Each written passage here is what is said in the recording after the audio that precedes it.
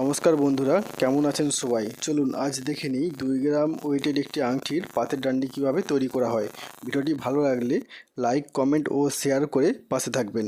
ধন্যবাদ।